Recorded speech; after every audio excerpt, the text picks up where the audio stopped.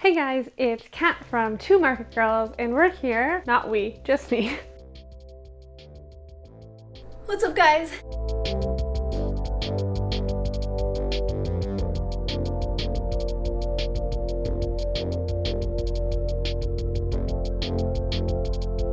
This week we're doing pantry tours And tell you a little bit about our pantry essentials and what we always keep on hand, especially during this whole time of like stay at home and social distancing and stuff, what we're always keeping in our pantry.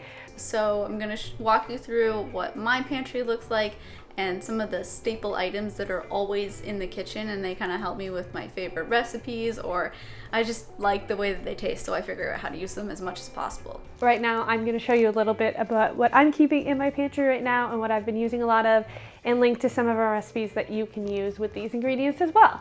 Now, something to keep in mind with my tour and my setup is that I live at home still with my parents and my two siblings and I'm the only one in the house who's vegan. So there may be items you'll see that are not vegan, and those are theirs.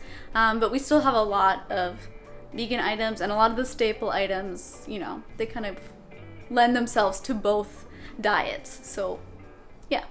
So let's head over to the pantry. I'll show you our main pantry section, I guess. Let's take a look. There's drawers, and each drawer has different stuff. This is kind of where we keep canned items. This is stuff that we might use pretty soon. We keep it up here. We also have some storage in the basement, but it's a little bit creepy. I don't know, does everybody have creepy basement pantry storage like this, or is it just me? I'm in the laundry room. We also have a stand-up freezer in the basement where we keep stuff. There's a lot of bread in there right now, and then I always like to have some of these on hand. You know what I'm talking about. Welcome to my messy-ish pantry. I'm gonna give you just a quick look around the pantry, and then we'll pull out some stuff of what I like to use for my pantry a lot. So let's take a look.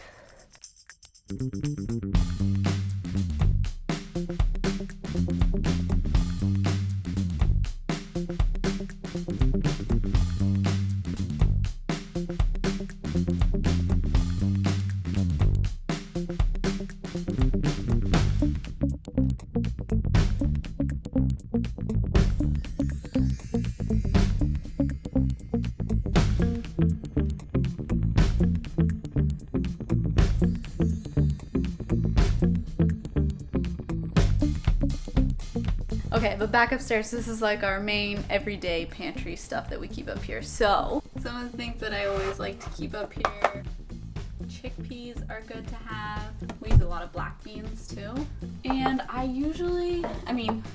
hot sauce. I'm obsessed with this hot sauce right now. So freaking good. It's a limited edition though. He's a player on the Toronto Raptors, and I really like the Raptors, so.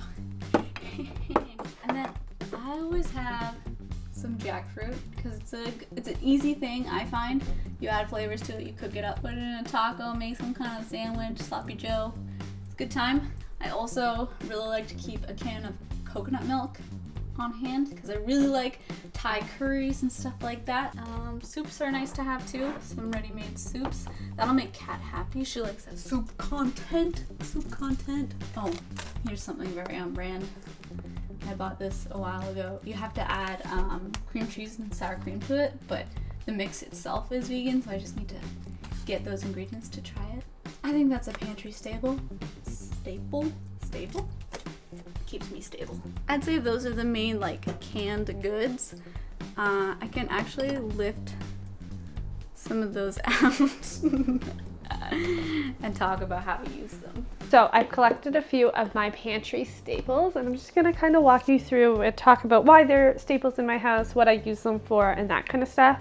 I think two staples in almost anyone's house are like bases or grains or something like that. So pasta is one of them. I'm not really particular on the type of pasta that I have, so I just kind of always have this filled up with whatever pasta is like on sale or something like that. Sometimes brown rice, sometimes not. But pasta of some kind, because pasta is a super easy dish to make, especially on a weeknight. And next, at the bottom here is where we keep all of our grains and noodles and stuff. When it comes to this kind of stuff, I would say I have 3 items that I always like to have in the house because they're just kind of easy bases to build off of when it comes to like the grain. So always some kind of pasta. I prefer penne. It usually lends itself to whatever kind of pasta I want to make. And then I also like having some kind of like thin noodles so I can make a chow mein, or if I'm not feeling rice for a stir fry, I use these kinds of noodles. Rice is a second one. Brown rice is one of my favorite rices to use, but we also have jasmine rice or basmati depending on what we're feeling, and sushi rice too from time to time. So we're not really particular on the rice either, but brown rice is usually my go-to for just like any kind of basic dish.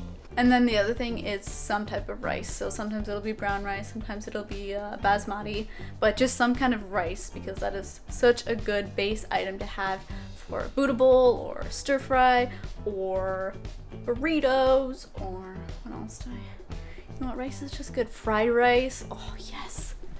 Old-fashioned oats. I've been using these a lot, especially like in quarantine and stuff like that now. But oats are a great and easy breakfast if you want to make some oatmeal or anything like that. They also go great in desserts. It's a really nice thing to just have on hand just in case you need it. It's really good for you, all that kind of stuff. One of my favorite recipes with oats is our Savoury oatmeals. We have our like Korean inspired one, and then we also have our taco style one, which we will link somewhere, but those are my 2 favorite oatmeal recipes.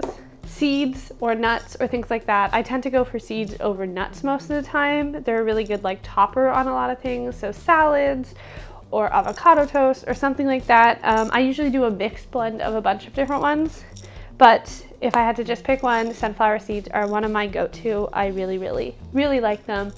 I like them on our peanut butter toast with like coconut and seeds and stuff like that. That's really, really good. 2 things that really aren't essentials, but they're make me feel fancy and I just really like the taste of them, are sesame seeds, both black and white sesame seeds. So good. They like add a nice little flair to recipes and finished dishes and make it kind of take that extra step and look a little fancier. And they also add some nice protein and crunch and a little extra nutrients, because why not? For jackfruit, I will usually add, sometimes I do try to do like pulled pork, so pulled jackfruit, so I would add just a basic barbecue sauce, but I would also season the jackfruit a lot so that you try to get the savory flavor into it, because sometimes with jackfruit you can taste the sweetness of it. It's subtle, but you can taste it, so I try to mask it with spices and then a good sauce and really cook it into the sauce to help. At least that's what I tell myself. I don't know what I'm doing. Nori is always in my house. I like it in soups, sushi, all that kind of stuff. It's great for when you're trying to make something have like a nice fishier flavor or something like that. So nori, when I can find it, is always in my house. You can check out our sushi recipes. I think it's here. Will be linked somewhere. I think black beans are also kind of a basic staple. We use them a lot for like nachos or loaded sweet potatoes, and we'll put like a taco seasoning on them. So that's probably my favorite way to use black beans. Other than that, I don't really have creative ideas, but we always have them in the house because we do make recipes like that a lot. Like we'll do sweet potato nachos or loaded sweet potatoes or just regular nachos. But when you cook the black beans with some onion, and then you put basically just taco seasoning on top, so some cumin, some chili powder, garlic powder, you get like a taco kind of seasoning to it, and it's pretty good. These you guys have probably heard me talk about a lot, but they're dehydrated mushrooms.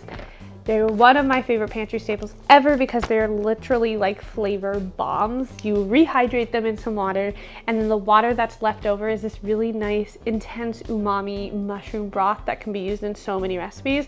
Or you can rehydrate them in like directly in a soup or a chili or something like that, so you get that mushroomy flavor in whatever you're making. They're so good. They don't go bad really like store-bought regular mushrooms, because you can just keep these in your pantry.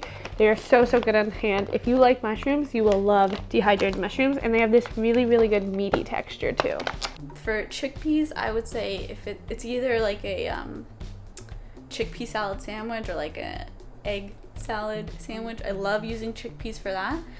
Sometimes I put that on salad and not on bread or in a pita.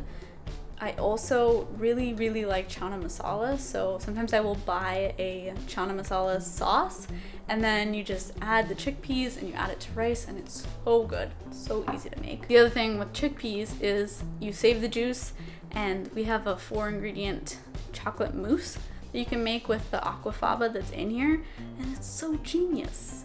So, you know, chickpeas are like, they're there for you. I know they can make you gassy sometimes, but they're still delicious.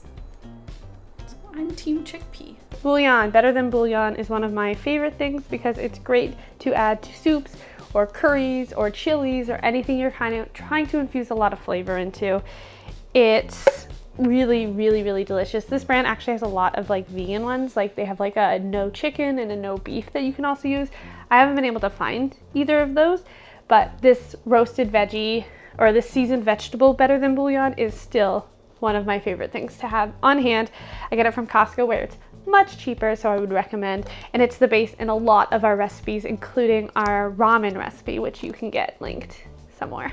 I don't have a bouillon paste, but I do have vegetable broth powder. So if a recipe ever calls for vegetable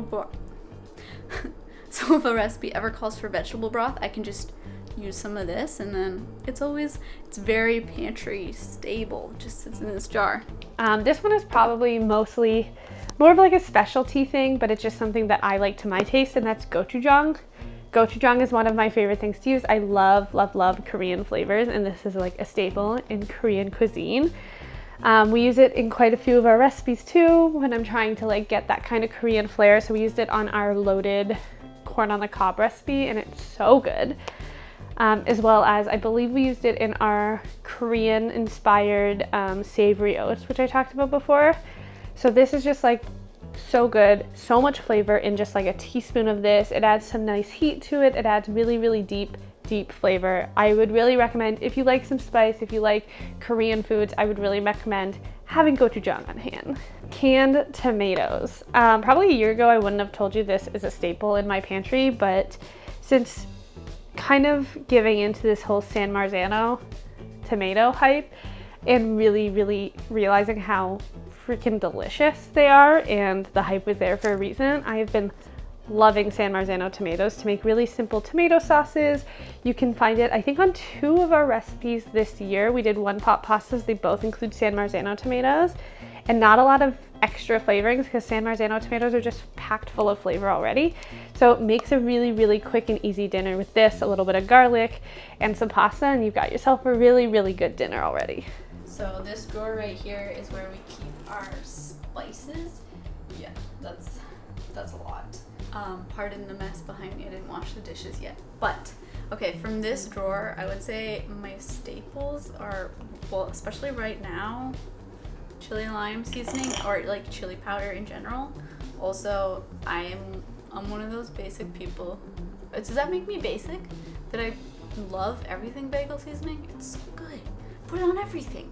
I can show you something pretty sad. This is my black salt stash. I couldn't find it in the store, so Kat gave me some of hers. And I've just been using it from the Ziploc bag for probably like a year. But this is one of my favorite ingredients that I've discovered in my vegan journey. Black salt and liquid smoke are so magical. Love them. I always like to have dill in the house because I like to make ranch dressing sometimes. So this is good to have, and obviously garlic powder is a staple. It is in so many of our recipes because it's just a good flavor, and onion powder as well. And then if we look up here, you're gonna see some non-vegan things, but this is like our baking stuff. So I would say always have some dark chocolate for baking and for eating. This is a good staple. I know Kat keeps so many like big chunks of dark chocolate. This is all I've got. They're $1. This is $1. It's $1. Also, apple cider vinegar, I would say, is a good staple item to have. It's good for making buttermilks when you're making like a waffle or a pancake. Okay, next up, I would say there's some items that aren't like, they're staple items and they're pretty stable items. So once you open them, they usually last a while. So I would count them as like kind of pantry type items. And then finally, these are kind of like the more fridge staple ones, including the gochujang from before. Soy sauce, always have on hand. Tamari, but like soy sauce, I use a lot. It's a really good flavor to have to add to things. Such an easy addition to soups, to marinades, to peanut sauces, that kind of stuff. Always have soy sauce on hand. Always have Peanut butter.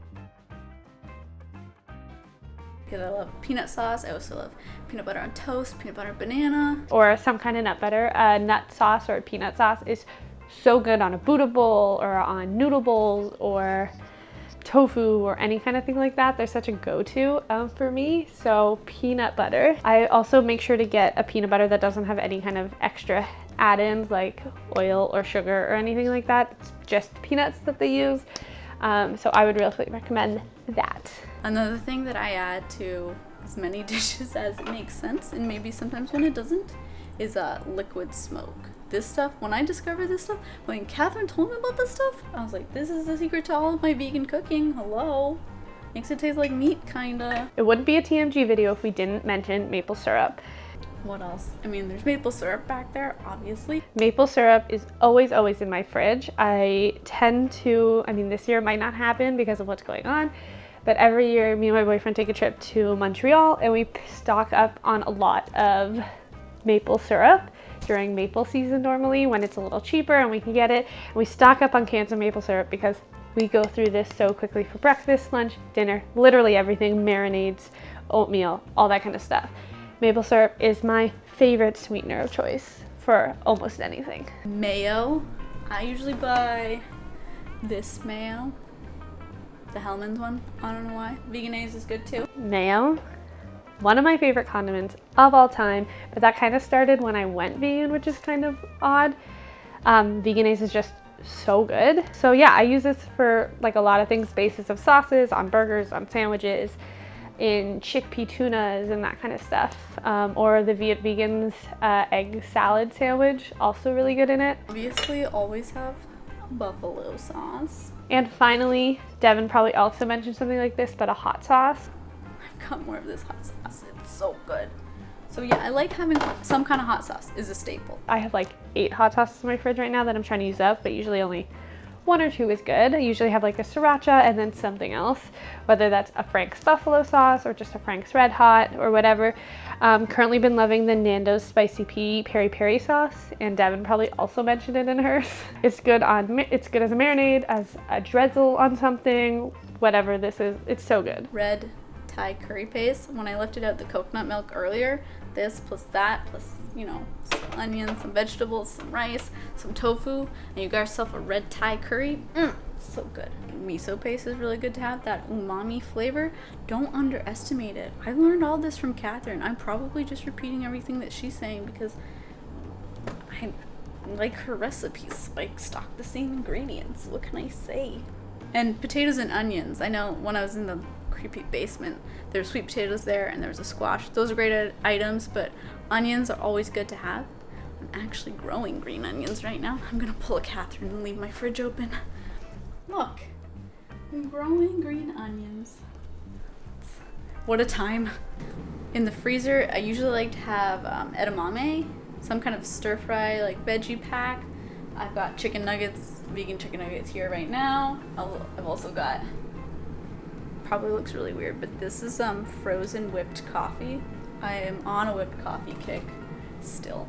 That kind of wraps up my pantry staples. I hope this was kind of a little bit informative. We're gonna try and link as many recipes to this as possible. That's it for my kitchen tour. So you saw my pantry, you saw the spice drawer, you saw the items that I always keep in the fridge and sort of the freezer. But these are how I make some of my favorite recipes. Usually they're ones from our blog or ones I've learned from Kat, but... So let us know down below what your kind of pantry staples are and what you would cook with some of this stuff, if this is found in your pantry or if you learned something new in this maybe. Let us know below. Let's talk about pantry staples to help each other out for all this kind of stuff. All this stuff has been really just like keeping me surviving during all this time, including frozen vegetables. Really, I just need coffee and coffee creamer in the house and buffalo sauce. That's my brand. Yeah. If there was staple items you saw that I used, that you have interesting ways to use them, I would love to hear. ideas and recipe suggestions, or if there's staple items that you think I should add, let me know. I hope this was interesting. This is the kitchen of somebody that doesn't really know how to cook. I know how to cook. Catherine's the real cook. I think we know that. Yeah, we do. Don't forget to subscribe, right? Devin's gonna kill me if I don't add this, but don't forget to subscribe to our channel. Find this down below. Link this video, like this video, share this video, do whatever you want. If you want to support us in a way, share this video, but if you can, we also have a Patreon account where you can support us monthly, and we will give you some extra content, like mukbangs, or you get the recipes early, or you know, we run by content types with them and get them to vote on certain types of content. So our Patreon community is a really great community. We'd love you to be part of it if possible. If not, that's totally fine. Remember to just like, share this video. Everything counts. Thank you so much. And don't forget to check out our podcast, Camera Eats First, which will be linked in the description below. We talk about everything from blogging to veganism to our life to our interests and everything. Right now it's kind of been all about our life. But yeah, check that out. It's linked below. It's a lot of fun. We really like doing the podcast. So hope everyone is doing well. Okay, bye. I buy accidentally vegan things and I just leave them in my fridge and forget about them, but I should probably make these. The chickenless seasoning from Trader Joe's. So magical. Onion powder, turmeric, garlic powder, salt. I didn't realize they just listed the ingredients on here. I could have just made this myself. Now I feel like I got played. Played myself. I thought it was so unique and so good. Now it just seems kind of basic.